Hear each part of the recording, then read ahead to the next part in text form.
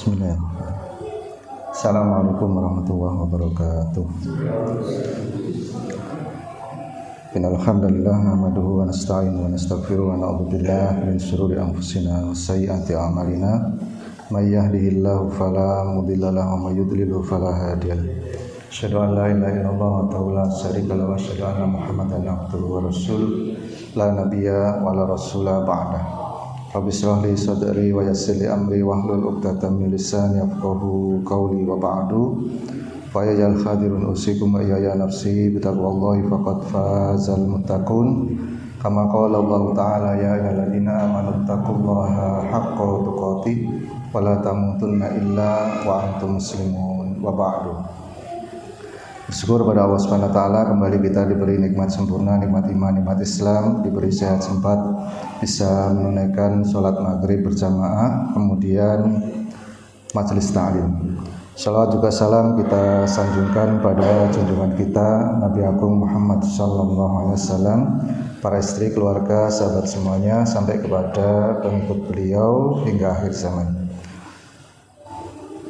Kemudian bersyukur kita pada Allah Subhanahu wa taala, kita akan lanjutkan pembacaan juga pembahasan kitab Kasifatus Saja dari Syekh An-Nawawi Al-Jawi rahimahullah taala. Semoga Allah memberkati, meridhoi dan juga memberikan limpahan ampunan kepada beliau, para guru-guru beliau, para murid dan juga sampai kepada kita yang pada malam hari ini mengkaji kitab beliau rahimahullah taala.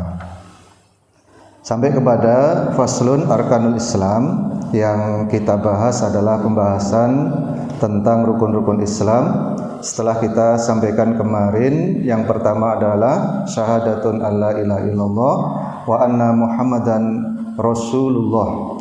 Kemudian yang kedua, wasaniha iqamus shalah, ya, menegakkan salat. Wahya afdalul ibadatil badaniyati adh-dhahirah. Yang dikatakan salat adalah sebaik-baik, ya, seutama-utama dari ibadah yang dilakukan oleh badan. Termasuk di dalamnya adalah bisa membersihkan dari noda-noda kehinaan sebagaimana toma dan lain sebagainya. Maka yang tidak kalah penting sebelum kita melakukan ibadah badan yang namanya sholat, diarahkan dalam kitab ini supaya kita memulai untuk tafakkur.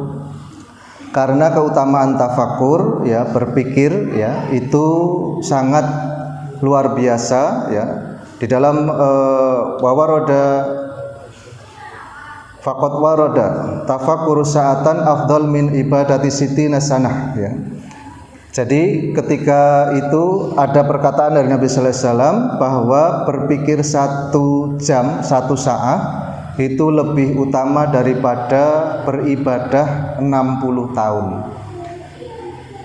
Pasti konversinya sunnah, ya, karena ibadah 60 tahun itu kalau sunnah itu tidak lebih dari 1 yang wajib. Maka penggiringan, ya, supaya kita bisa melakukan tafakkur di dalam keterangan, ya, tentang sholat ini, dimungkinkan kita menjadi lebih khusyuk dan ta'zim kepada Allah Subhanahu wa taala ketika mengamalkan atau mendirikan sholat.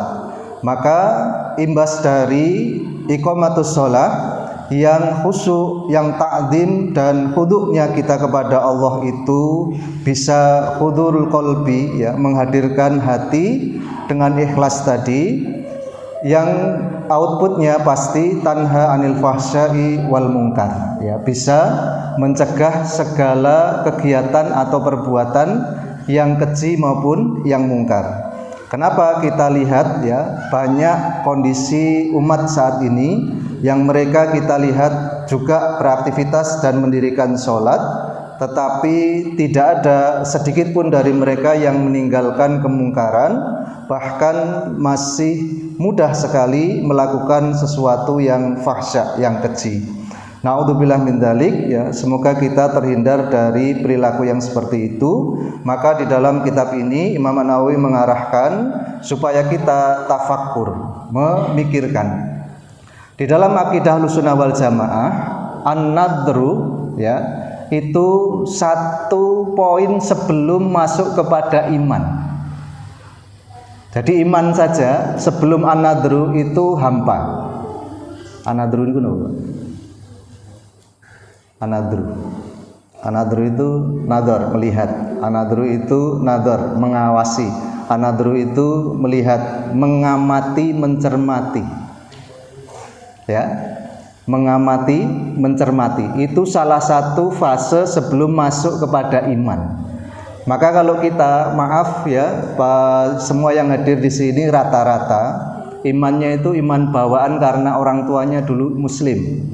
Sehingga setelah besar karena dididik dalam keluarga muslim, diberi pengetahuan ya yang islami, maka kita menjadi seorang muslim karena keturunan. Dan hal itu yang menjadikan ibadah kita itu seakan-akan ada sesuatu yang kurang. Cengkelat-cengkelit tok, bahasanya begitu ya. Bentuk ngeleh karo ngelak tok ya. Maca Quran ya target 1 juz, nggak ada yang dipahami, nggak ada yang mengena di hati. Kenapa? Karena kita melalaikan atau luput dari satu step, satu langkah sebelum masuk ke iman, yaitu an-nadru, mencermati. Nah, orang-orang dahulu, bahkan orang yang belum Islam ya. Kenapa Umar bin Al-Khattab radhiyallahu anhu ketika mendengar bacaan dari kemenakannya adik ya, Fatimah bin Al-Khattab ya, Toha ma anzalnal Qur'ana 'alaika litasqa, beliau langsung tergetar hatinya dan otomatis ya leleh untuk bisa masuk ke dalam Islam karena dia tahu lafaz yang dibaca tadi dengan pengamatan ya. Allah memberikan kita itu anugerah luar biasa berupa apa? Panca indera, ada pendengaran, ada penglihatan, ada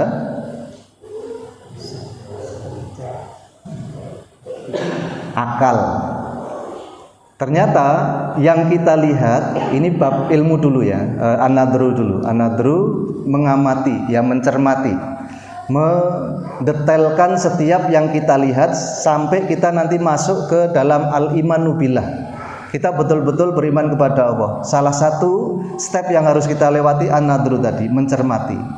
Ternyata Allah memberikan piranti kepada kita berupa pendengaran, innas sam'a wal basara wal fuad ya, lalu hati, al-qalbu tadi ya, dan akal itu supaya kita menerima dan bisa memahami setiap detail yang ada di alam semesta ini.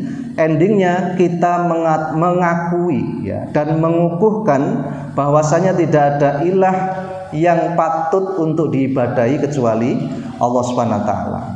Dan datangnya ilmu itu dari 3 plus 1 unsur tadi, akal, penglihatan, pendengaran, lalu hati. Kadang-kadang Bapak Ibu sekalian, akal kita itu bisa terombang-ambing dengan fakta. Ketoke ora ngono, mergo yang dilihat seperti itu. Kadang juga penglihatan kita menipu, kadang juga pendengaran kita tidak seksama. Maka ilmu dari 3 unsur tadi, akal, penglihatan dan juga pendengaran, itu secara validitas ya disangsikan. Maka Imam Al-Ghazali menambahkan dari piranti 3 tadi berupa hati, yaitu tazkiyah. Ketika kita mensucikan hati, membersihkan apa yang ada di dalam qalbu kita, otomatis nur Allah bisa masuk, dan dengan nur Allah tadi kita bisa mendapatkan ilmu yang otentik. Maka ya, 1 tambah 1 sama dengan 2. Semua logika mengatakan berapa? 2. Tetapi di suatu tempat nanti, kalau ada yang mengukuhkan 1 tambah 1 ya 3 gitu ya, dan disepakati oleh semua orang, akal kita jadi sanksi. Masa di tempat saya 2, di sana kok 3? Akal kita jadi ragu. Maka sikap skeptis itu muncul dari akal. Dan juga pendengaran. Aku krungu saka kono ngene, suka kene kok ngono kae. Pendengaran juga bisa berbeda, dan itu yang kita rasakan ketika kita ikut kajian. Jare Ustadz A ngene, jare Ustadz B ngono, jare Ustadz C ora padha A karo B. Pendengaran. Maka ketika kita melihat, mata juga sering tertipu. Kira-kira bintang kuwi cilik apa gede, Pak? Bintang cilik apa gede? Pan muni gede nyatane cilik. Pan muni gede nyatane cilik, pan muni cilik faktanya ketika didatangi itu lebih besar dari dunia, Pak. Ya. Maka penglihatan itu biasanya menipu, ya, meleset dari al-haq. Maka yang bisa menjadi penguat adalah hati. Ketika seorang membersihkan hati, lalu datang kepadanya ayat, lalu kejadian, lalu fatwa, lalu apapun, ya, yang bisa menjadikan akal menerima, mata melihat dengan seksama, pendengaran memperhatikan dengan sebaik-baiknya, maka akan muncul keimanan tadi. Ya. Maka nanti ada satu pembahasan, ya, yang buta itu bukan mata, tapi yang buta hati. Yang berpikir logis itu bukan kepala atau akal, tapi yang bisa menerima logika itu hati. Karena ternyata ditemukan, ya, setelah penelitian, seorang saintis menemukan di dalam kolbun, di dalam jantung itu ada urat saraf sebagaimana urat sarafnya otak, yang bisa memikir, bisa merasakan, bisa mempertimbangkan. Itu di kolbun ini, Pak. Kalau kita punya mobil baru, terus tiba-tiba ada anak-anak yang bawa spidol mendekat, gitu ya. Sing mak teratap otak atau hati, Pak? Ya, terus gampang ini, ya. Kita sholat berjamaah, ya. Kita taruh HP di depan. Ada anak lari-lari, gitu. Sing miris otak kita atau hati kita? Hati. Maka menurut penelitian tadi, ya, hati itu punya satu ya, fungsi saraf sebagaimana otak. Nah, ketika hati tadi dibersihkan dengan cara tazkiyah, ya, sering melakukan riyadhah, sering melihat alam semesta, sering mengkaji Al-Qur'an, sering mendengarkan nasihat, maka bersihnya hati tadi memungkinkan petunjuk Allah SWT masuk dan merefleksi. Ketika akal nanti mengatakan ini mungkin, maka dijawab oleh hati, enggak mungkin. Ketika mata mengatakan ini yang sebesarnya, hati menjawab lagi, itu yang tidak sebenarnya. Ketika kita mendengar, oh itu kabar yang paling valid, maka hati kita mengatakan enggak, yang seperti itu yang kita yakin. Nah, maka sebelum iman, sebetulnya ada fase yang harus kita lewati untuk mengukuhkan iman itu sendiri, yaitu fase an-nadru, mengamati, melihat-lihat, mencermati.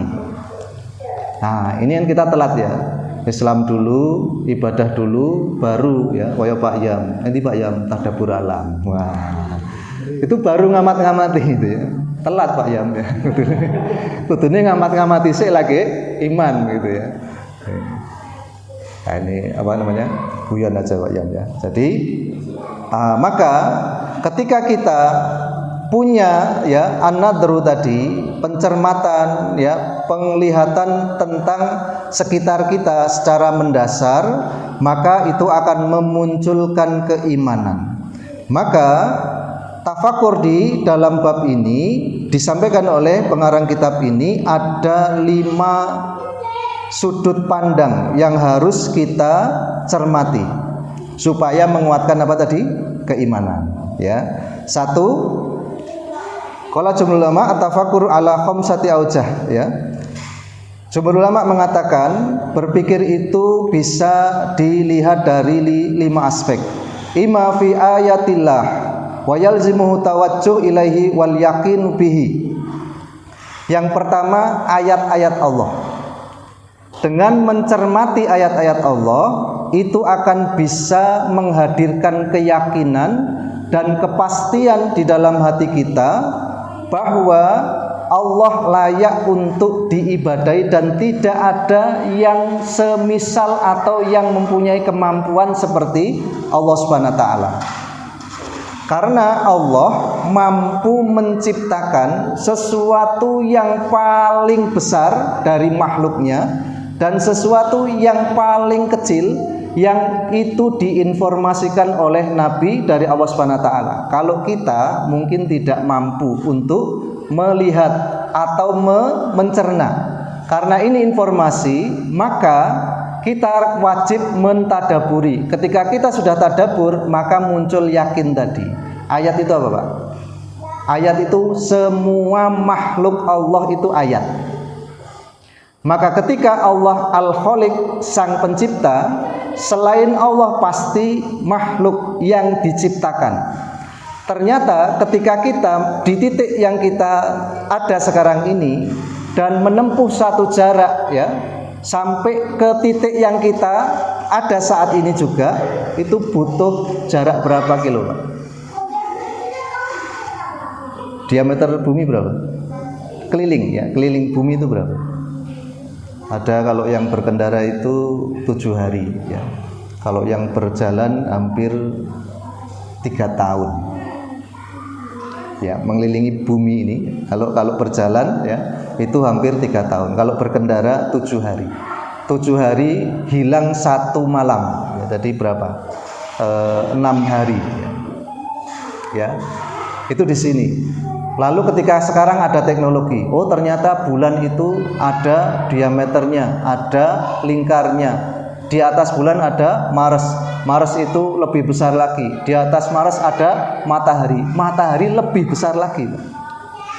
Di atas matahari ada Jupiter, Neptunus, Pluto sampai yang tertinggi Pluto. Itu baru satu gugusan.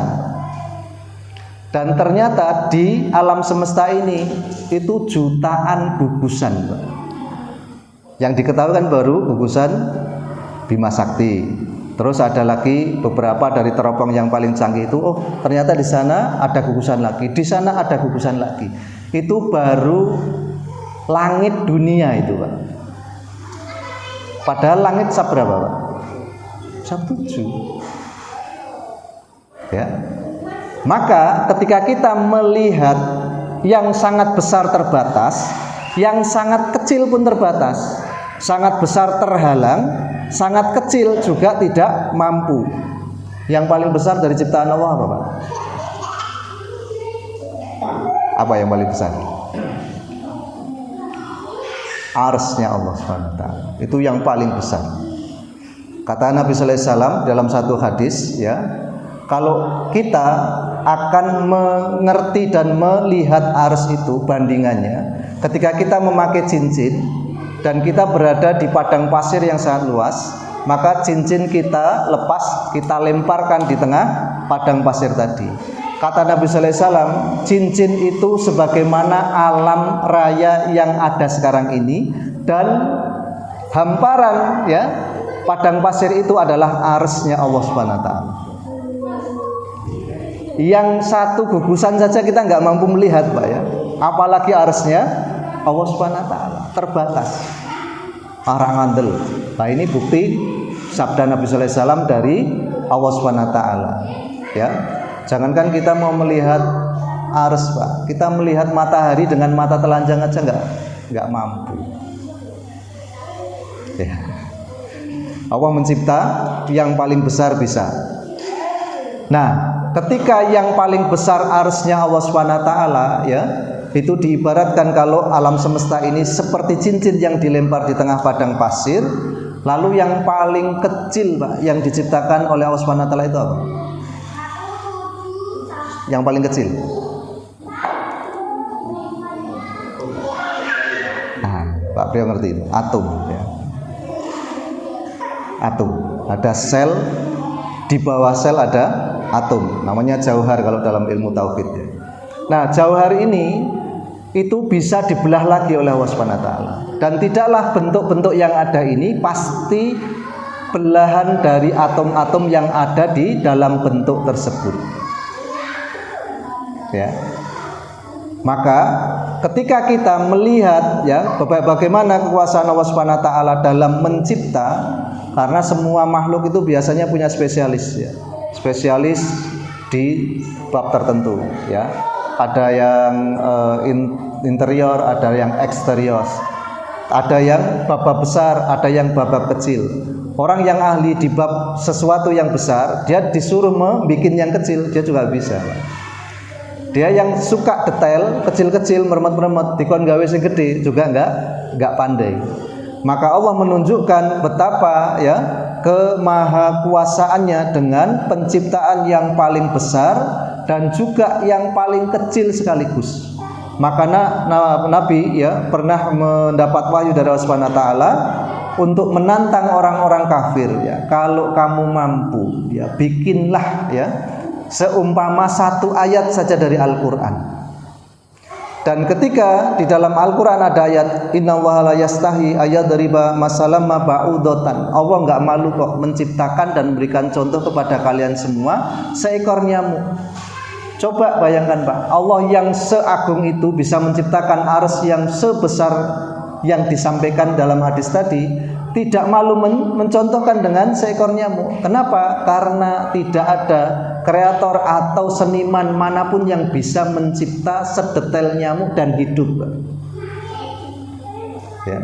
Ketika nyamuk dibesarkan dengan 200 kali perbesaran, yang didapat dari gambar nyamuk itu apa? Laboratorium PMI Pak. Nyamuk itu sekecil itu jantungnya 3 dan dia punya alat suntik dan apa Pak? Zat bius. Ini kedokteran ini hanya nonton satu makhluk nyawa saja ini ya. Satu ekor nyamuk dicontoh jadi rumah sakit itu. Ya, ada jarum suntik, ada obat bius ya, ada penyulingan darah dalam donor tadi. Ya. Sebegitu Pak. Ya, itu baru nyamuk. Nah, nyamuk yang sekecil itu bisa beranak pinak. Kira-kira anaknya sak piro. Nah, di dalam anak nyamuk itu masih bisa dilihat dibesarkan lagi menjadi sel. Sel dibesarkan lagi jadi atom. Atom dibesarkan lagi jadi belahan dari atom tadi. Selesai, sudah nggak ada yang lebih kecil dari itu. Dan ternyata melihat atom itu membutuhkan perbesaran hampir 1000 kali pembesaran. Berarti pate awake dhewe ora weruh. Kalau qadarullah ya diberi penglihatan yang bisa tampak ya hal-hal yang kecil, kita enggak perlu makan. Kenapa? Di tangan kita ini ada bakteri. Ya, pas pan madang, wah dengkruket gitu ya enggak jadi makan gitu. Yang dilalah Gusti Allah itu rahmatnya ya menjadikan mata kita terbatas. Sehingga ketika kita makan ya lahap-lahap aja gitu ya. Padahal yo di tangan kita itu banyak bakteri. Dan pembersih yang paling ampuh itu bukan alkohol, bukan zat kimia, tapi air. Ketika ada riset satu penelitian ya, ketika ada seorang yang cuci tangan dengan alkohol lalu memegang roti, lalu menggunakan zat kimia yang itu penetral ya bakteri, lalu memegang roti dan hanya sekedar mencuci tangan dengan air dan memegang roti, Pak. Setelah simpan beberapa hari, ternyata yang paling tahan lama itu yang cuman pakai air, Pak. Ya, yang pakai pembersih itu ya, sanitizer itu 2 hari sudah metu bakterinya. Yang pakai alkohol 4 hari baru keluar bakterinya. Yang cuma pakai air itu 7 hari, Pak. Maka kadaluarsa roti itu kan maksimal ya, itu 10 hari. Itu kalau nggak disentuh ya, Pak. Nah, maka kalau Nabi Sallallahu Alaihi Wasallam mengatakan sebelum makan cuci tangan dulu, itu bukan hal yang remeh, Pak. Itu sudah paling gitu ya. Sudah paling istimewa. Nah, maka dengan mencermati seperti itu, kita akan mampu meyakini bahwa tidak ada zat yang mampu menandingi ya, selain Allah Subhanahu wa taala yang bisa mencipta, yang bisa berkreasi sebagaimana ciptaan Allah Subhanahu wa taala, yang paling besar pun yang paling kecil tadi ya. Ada satu perkembangan signifikan di Dubai itu ya. Itu dari tanah pasir tandus sampai bisa menjadi metropolitan berapa tahun, Pak? Berapa tahun? Ada yang tahu? Hampir 15 tahun. Dan di dalam Al-Quran Allah menciptakan alam semesta itu 7 hari. Kenapa 7 hari? Karena kun, jadilah fayakun, maka berproses menjadi jadi. Itu Allah menginginkan kesunatan, satu tradisi bahwa seluruh ya yang diciptakan oleh Allah Subhanahu wa taala itu punya qadar, punya takaran, punya ketentuan. Maka alam semesta diciptakan 7 hari. Terus kita berapa bulan, Pak? 9 bulan 9 hari. Ada yang lain dan seterusnya. Maka itu takdir Allah Subhanahu wa taala dalam penciptaan. Yang seperti itu ketika kita melihat ayat-ayat Allah akan menambah kepada kita apa Pak? Al-yakin. Bahwa kalau kita sholat menghadap Allah Subhanahu wa taala, kita yakin kita benar di dalam mengibadahi zat yang tidak ada tanding dan bandingnya tadi. Ya. Yang paling jauh dari jarak sing menonjol ke bumi atau yang masuk ke dasar bumi? Ciptaan Allah. Sing menonjol itu gunung, yang masuk ke dalam itu jurang. Kira-kira sing paling adoh jarake kuwi dari permukaan laut ya. Itu jurang atau gunung? Jurang. Ternyata yang paling ya jauh itu jurang. Ada Palung Mariana itu berapa jaraknya, Mas? Ratusan kilometer, Pak. Ya kalau di Everest ya itu cuma 15 kilo ya. Terus sing mana ini yang di Tibet itu gunung apa namanya? Everest yang belum ditaklukkan itu ya. Everest itu ya 10 plus pokoknya sampai 15 kilo. Tapi Palung Mariana itu ratusan kilo. Ya. Yang kelihatan itu 15 kilo, yang dipendem itu berapa kilo? Karena bumi kan autada ya. Gunung itu sebagai pasak. Kalau kita melihat pasak, yang kelihatan dengan yang nancep ke dalam itu ya, apa namanya? Kilometernya lebih jauh yang nancep. Nah ternyata Allah menciptakan seperti itu, dan banyak sekali dari sisi-sisi alam semesta ini yang belum terekspos, tereksploitasi, terbuka bagi kita, termasuk ya keberadaan Ya'juj Ma'juj. Itu kalau sudah ketahuan ya selesai gitu. Itu karena episode akhir zaman. Dari 1000 kurang lebih ayat tentang sains sudah terbukti kurang lebih 800. Jadi ayat-ayat tentang fikih itu paling sekitar ya di bawah 100 ayat. Tapi ayat tentang ilmu pengetahuan itu 1000 kurang lebih. Dan sudah terbukti 800 kurang lebihnya. Maka kalau 200 ini bisa terbuka ya, diketahui oleh manusia, selesai percuma.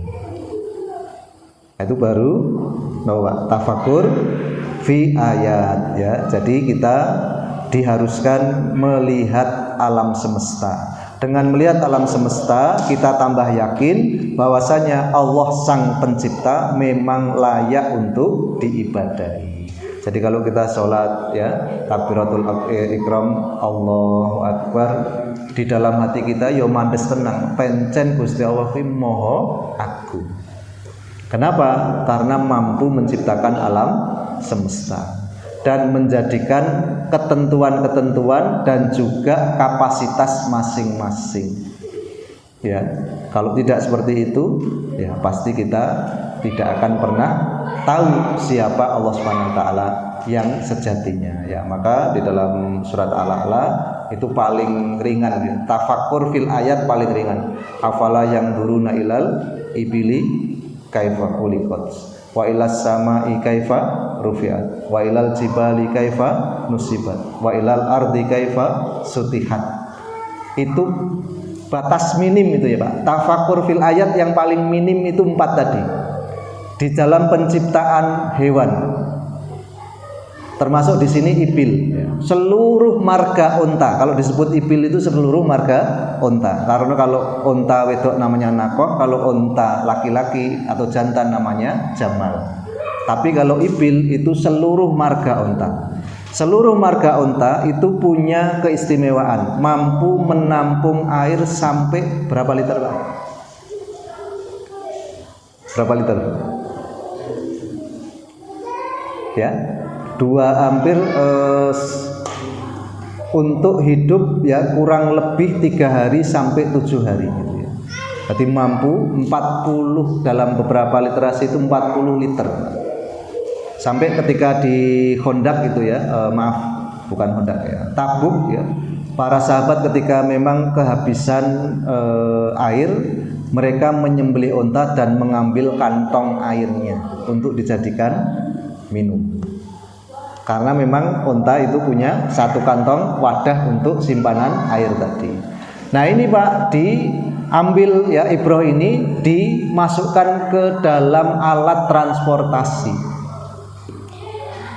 Makanya saben alat transportasi itu pasti punya penampung energi. Kalau dulu BBM, kalau sekarang mungkin listrik, ya itu tetap saja ya aspirasinya atau ibrohnya dari unta tadi. Bagaimana Allah menciptakan unta? Karena unta mampu berjalan di tempat yang yang memang layak ya, atau basah, atau bahkan padang pasir. Maka dari unta ya, kalau nenggon lemah biasa yo nganggo ban karet, nenggon salju nganggo kayak ski tadi ya. Kalau di tanah yang berpasir ada seperti roda tank itu dari unta ya. Sampai matanya ada jaring penutup dari debu, sampai kakinya punya sirip seperti bebek. Itu semua diteliti Pak sama orang-orang dan jadi teknologi. Bagaimana Allah menciptakan unta? Itu minimal tadabbur ayat tadi. Maka kita akan tahu, oh memang ilmu Allah itu luar biasa. Ya, setelah unta apa tadi? As-sama.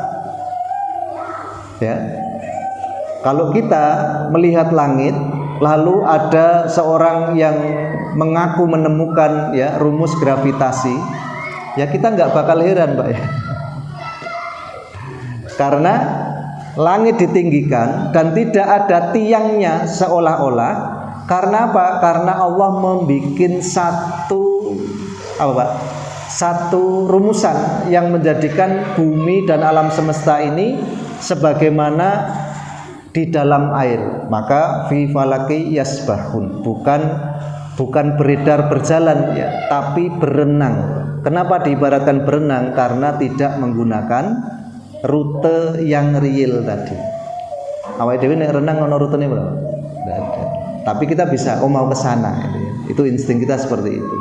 Nah, maka ketika kita melihat ya alam semesta ini, bagaimana Allah menciptakan unta, bagaimana Allah meninggikan langit yang tanpa tiang, lalu bagaimana Allah menjadikan gunung sebagai pasak di bumi ini. Dulu ketika belum dihuni, bumi ini berputar dan putarannya sebagaimana mesin cuci yang berat sebelah itu, tidak teratur dan nabrak ke sana ke sini. Maka Allah jadikan gunung sebagai pasak untuk menyeimbangkan rotasi bumi. Sehingga ketika stabil rotasinya, kita berada di atasnya seperti tidak ada masalah. Awake dhewe mbiyen nek ndelok tong setan itu gumun ya. Wah, motor, sekarang ada mobil Pak. Tong setan itu isinya mobil, bukan motor lagi itu ya. Kenapa bisa muter dan tidak jatuh? Ya, karena Pak, speednya stabil. Ya, jajal dipateni sedelok mandek nih Pak. Oh, roboh semua ini. Ya, kita pasti roboh semua karena tidak stabil. Ya, itulah bagaimana Allah menciptakan gunung sebagai paksa. Dan yang terlihat dengan yang masuk ke dalam tanah itu ternyata lebih panjang yang ada di dalam tanah. Ya, nanti belum tentang kajian apa Pak? Gunung berjalan sebagaimana jalannya awan. Nah, ini sains semua Pak. Ya. Awan itu berat atau ringan? Awan berat atau ringan? Dunia kabut kok iso ning dhuwur gitu. Dunia enteng kok iso nggawa udan. Awan ya, wasahabasikol yang diucapkan oleh Allah Subhanahu wa taala dalam satu ayat. Ternyata ketika awan mengatakan dan kami jadikan awan-awan yang berat itu berat betulan Pak, karena ketika satu kumpulan dan gundukan awan itu yang berisi air hujan dengan kapasitas berapa diameter ya, berapa meter persegi itu ya, berapa kubik, sampai mampu menampung air yang debitnya 200 ton. Maka kalau ada kebakaran hutan gitu ya, helikopter bola Bali itu padam-padam Pak. Tapi begitu hujan selesai. Kenapa? Debit air yang dibawa awan itu kurang lebih itu ya, dalam beberapa meter kubik itu sampai 200 ton. Kira-kira ono helikopter sing iso nggawa banyu sak ngono Pak? Enggak ada. Dan awan itu betul-betul berat karena mampu menahan debit air sampai 200 ton tadi. Nah ini ya, maka ketika kita melihat ya, wa ila sama'i kaifa rufi'at, bagaimana Allah meninggikan langit tanpa tiang, lalu di sana ada awan, ada mendung, ada petir, ada apa lagi Pak? Gesekan-gesekan yang bisa menjadikan suara-suara tertentu ya. Nah, maka disitulah ya keagungan Allah Subhanahu wa taala kita bisa melihatnya ya. Terus wa ilal ardi kaifa nusibat, dan bagaimana Allah menghamparkan bumi. Bumi datar apa bunder Pak? Ayat ini ada yang meyakini kaifa nusibat, bagaimana Allah menghamparkan. Oh berarti bumi itu datar. Ayatnya ada. Bumi datar apa bunder? Kok ngerti kok di Pak? Tahu delok kok satelit ya? Bumi itu mustadir Pak. Bumi itu mustadir. Mustadir itu seperti apa? Seperti telur, elips gitu ya. Bukan bunderser tapi elips ya. Maka ketika mata memandang dengan jarak pandang yang terbatas, lengkungan ini tidak terlihat Pak. Maka seolah-olah datar. Nah itulah Allah membikin ya, bagaimana bumi itu datar di penglihatan para makhluknya, karena tidak mampunya mata kita untuk melihat keseluruhan bumi ini. Jarak pandang kita paling jauh berapa kilo? Paling adoh pol pirang kilo? 10 kilo bisa lihat. Kalau bendanya kecil nggak lihat ya. Kalau bendanya besar mungkin terlihat. Kayak gunung ya. Kayak kadar kene kono wis ketok. Parani yo 3 jam, Pak. Nah, itu kan berkilo-kilo ya. Tapi yang kecil yang seperti motor kita lihat paling jarak yang paling ya jauh kita bisa lihat itu antara 5 kilo sampai 7 kilo. Itu masih kelihatan ya. Nah, 7 kilo ini belum ada lekukan Pak dalam bumi.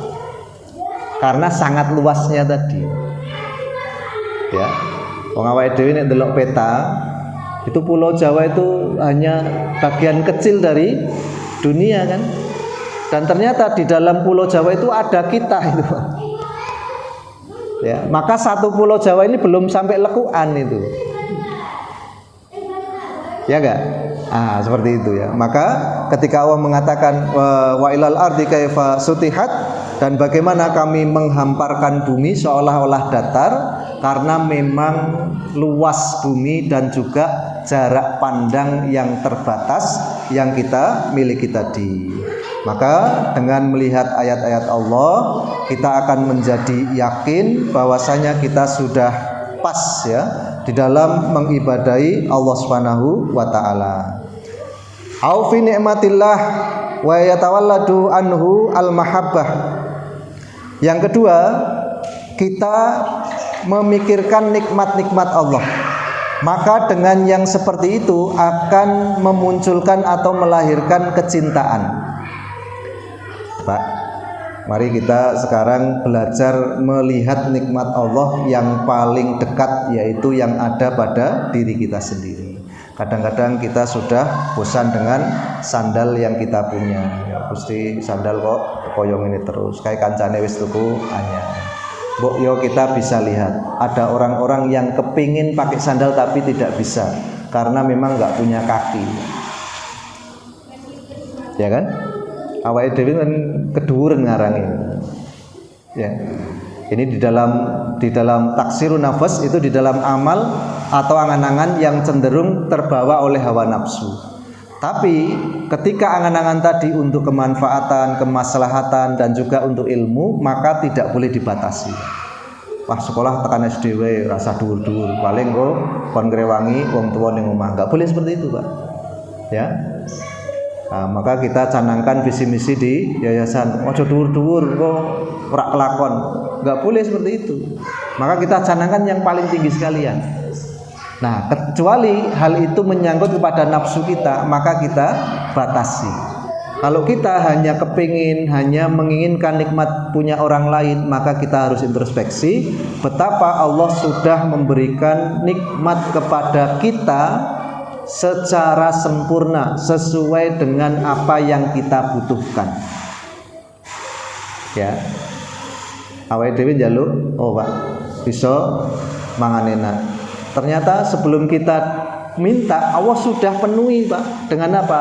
Dengan diberi alat-alat untuk bisa mengecap sesuatu yang kita namakan enak tadi. Pak Yam dikai soto kuali umpamane iki, pas meriang ilate pahit. Kira-kira enak enggak? Enggak enak. Maka sehat itulah kenikmatan. Ya. Nah, itu kalau kita sudah bisa melihat ya nikmat-nikmat yang ada pada diri kita yang itu datang dari Allah Subhanahu wa taala, maka akan memunculkan apa? Mahabbah, kecintaan kita kepada Allah Subhanahu wa taala. Kalau kita sudah cinta kepada Allah, kita datang untuk menunaikan panggilan yaitu adzan, kita datangnya itu dengan semangat. Panedi Pak jamaah, semang jamaah barang. Lo sampean tak ngerti, sing pan tak sembah ki Allah dat sing wis ngei nikmat sampurno. Kalau ndak diberi nikmat, pasti saya tidak akan seperti sekarang. Maka ketika kita melangkahkan kaki dengan niat ingin bertemu kekasih, itu pasti semangat itu. Ya, pasti semangat. Dan kita akan merasakan energi yang lebih. Nah, itu yang kita harus camkan. Maka ketika kita berpikir, arahannya satu tentang ayat-ayat Allah, yang kedua tentang nikmat Allah, yang dengan nikmat Allah tadi akan memunculkan rasa cinta kita kepada Allah Subhanahu wa taala. Ya, kalau kita bisa melihat ya kepada diri kita, lalu kita bandingkan kepada orang-orang lain, maka kita akan mendapati Allah sudah sangat ya memuliakan kita dengan memberikan nikmat-nikmat yang tidak dimiliki oleh orang-orang di sekitar kita ya. Ya, kadang-kadang akan motornya pengen ganti baru, ternyata banyak orang yang belum punya motor. Kadang-kadang kita pengen sesuatu yang sudah ada pada diri kita, itu adalah yang diharapkan oleh orang lain. Nah, maka kita harus introspeksi, mawas diri sampai betul-betul kita menemukan bahwa Allah sudah memberikan nikmat-nikmatnya kepada kita yang belum bisa kita syukuri.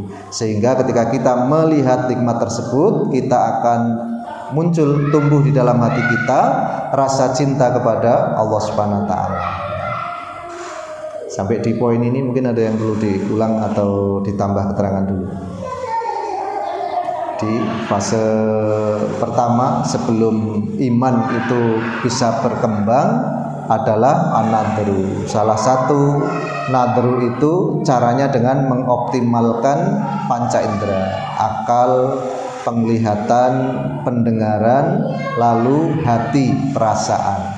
Maka dengan seluruh potensi tadi kita akan bisa melihat secara detail kekuasaan-kekuasaan Allah yang ada di sekeliling kita. Maka akan tumbuh keimanan sampai kepada yakin yang ada di dalam dada kita. Ada yang perlu diulang? Silakan.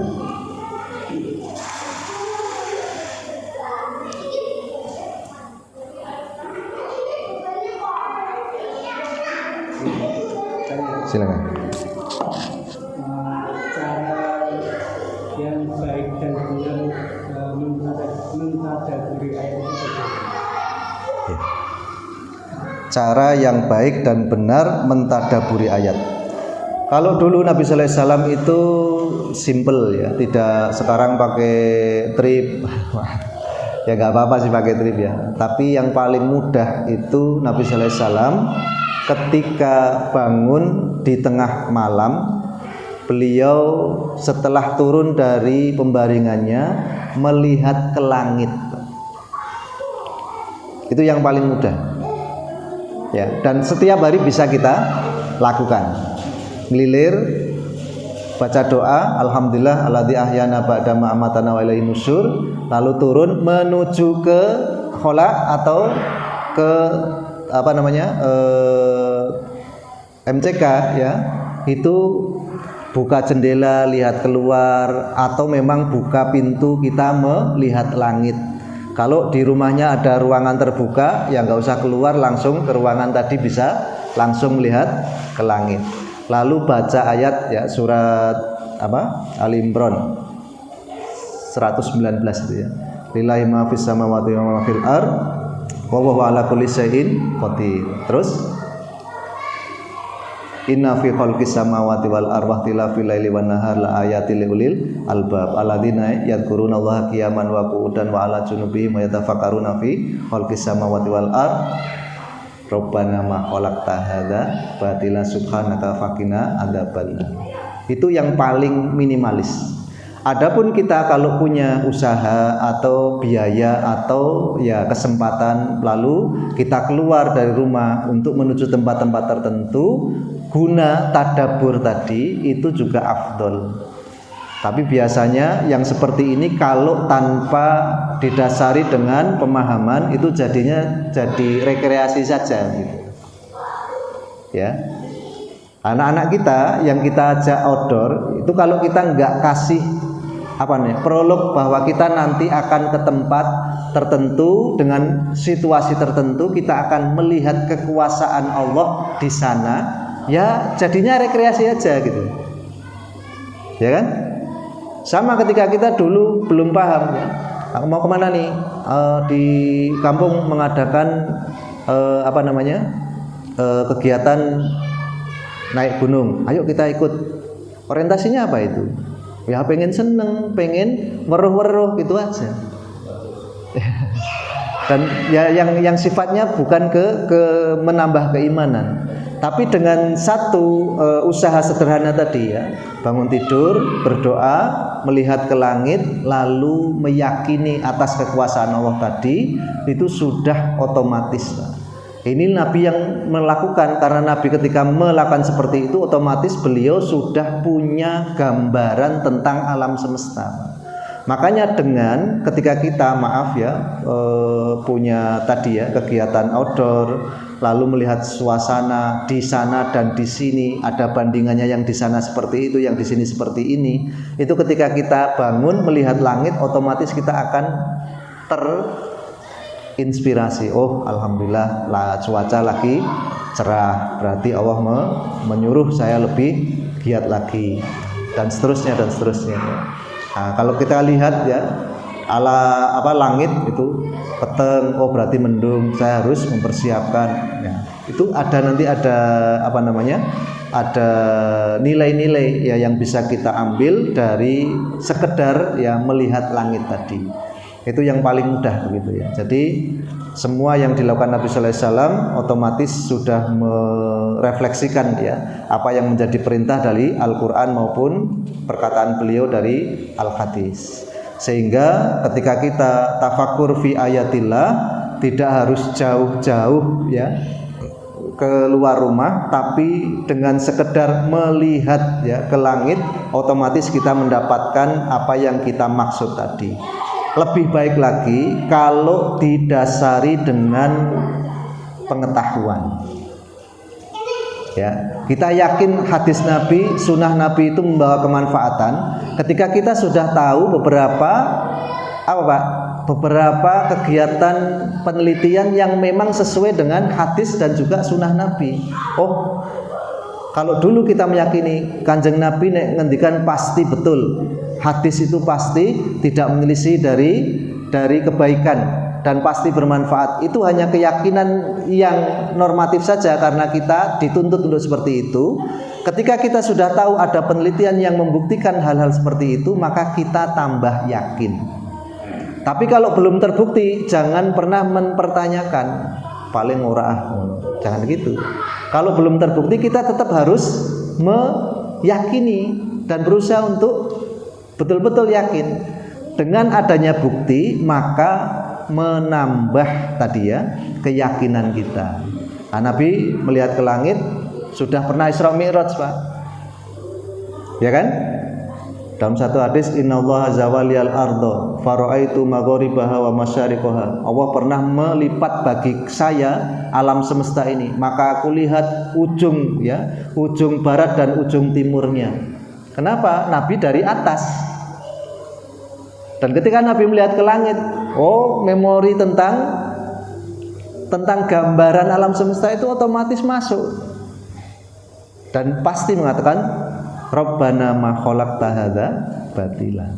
Dan ketika kita baru bisa melihat dan belum punya gambaran, ya tetap kita yakin penciptaan alam semesta itu hanya mampu diciptakan oleh Allah Subhanahu wa taala. Kalau ada ya orang atau tuhan-tuhan yang diakui oleh orang di muka bumi sebagai Tuhan, maka kita akan menanyakan mana kreasi mereka. Ada yang menandingi ciptaan Allah Subhanahu wa taala.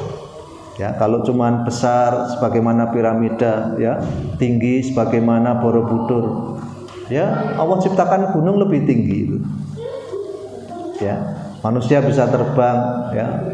Usaha gawe manuk ya kawit biyen iso mabur gitu ya. Ada penciptaan kapal selam yang mampu menyelam di dasar air, ya. Kita juga sudah tidak asing lagi dengan ikan-ikan yang mampu bertahan di dalam air. Itu semua ciptaan. Maka kita akan menjadi tambah yakin tadi. Level tafakur yang paling sederhana, ketika bangun tidur kita melihat ke langit. Dan nanti ketika kita beraktivitas ya, mulai keluar dari rumah lalu berjalan kita mengamati. Itu nanti level berikutnya. Fi nikmatillah. Kita lihat ada orang yang berjalan dari rumah sekedar untuk ke sekolah. Kita sudah pakai motor. Lalu ketika di jalan kita lihat ada orang yang menengadahkan tangan minta-minta ke orang lain berbelas kasihan. Kita sudah sarapan dari rumah sebelum keluar. Itu kan finikmatilah semua ya. Nah itu nanti level-level seterusnya seperti itu. Nah maka kalau sudah seperti itu nanti kita akan bertambah yakin dan mantap ketika mengibadahi Allah Subhanahu wa taala ya. Awake dhewe wis kerja, ingat ya, orang yang daftar kerja dan ditolak lebih banyak. Ya saora-orane aku luweh apik gitu. Ya. Dan seperti itu. Maka semua yang kita lihat lalu kita jadikan ibrah ya, pembelajaran akan menghasilkan kekuatan iman yang bisa menjadikan kita lebih baik dalam beribadah kepada Allah Subhanahu wa taala. Kurang lebih seperti itu. Oke. Ada yang lain mungkin?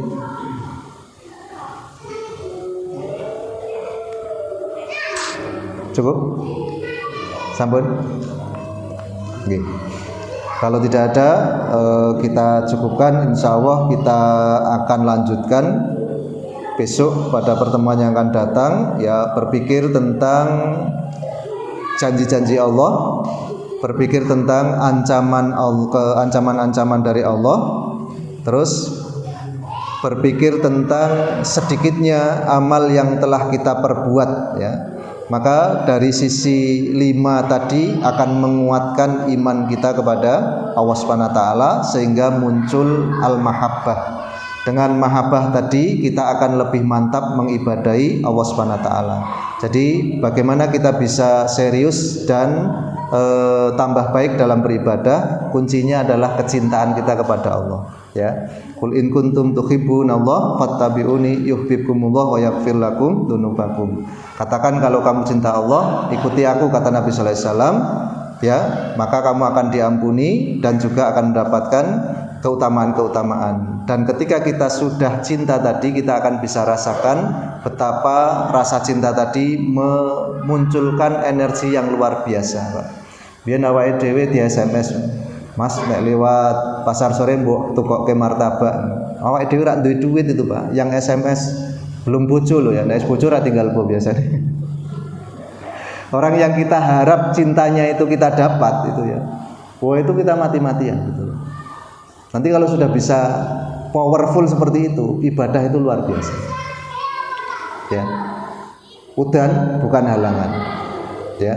Tidak ada transportasi itu bukan kendala. Kenapa? Ingin ketemu yang dikasih tadi. Wong nek pengen ketemu kekasih, wes bagaimanapun caranya. Nah, selama ini kita belum punya rasa itu. Sehingga ketika dipanggil ya hayya 'alas shalah, hayya 'alal falah, ya biasa-biasa aja. Sing manggil kita enggak kenal, kita enggak galpo. Coba kalau suara itu kita kenalkan. Ya, sebagaimana anak kita kenal, kita tahu mereka, kita hafal suaranya. Anak kita manggil, itu kita dalam kondisi apapun kita bangun, Pak. Tengah malam tidur pulas, kita sudah nggak tahu apa-apa. Anak kita ngelilir, mau mimi, itu sudah langsung greget. Kenapa? Ya, kita cinta pada anak-anak kita. Gitu. Kira-kira seperti itu ya. Nanti kita buka ya, kita bahas satu persatu sehingga betul-betul memunculkan mahabbah kita kepada Allah. Kalau sudah muncul rasa cinta kita kepada Allah, maka apapun yang dituntut ya oleh Allah kepada kita akan melakukannya dengan penuh ya semangat, insya Allah. Saya kira cukup. Aku lu qauli hadza astaghfirullahi wa lakum wa lisairil muslimin min kulli dhanbin astaghfirullahaladzim. Kita cukupkan dengan doa kafaratul majlis. Subhanakallahumma bihamdika asyhadu an la ilaha illa anta astaghfiruka wa atubu ilaik. Alhamdulillahirabbil alamin. Assalamualaikum warahmatullahi wabarakatuh.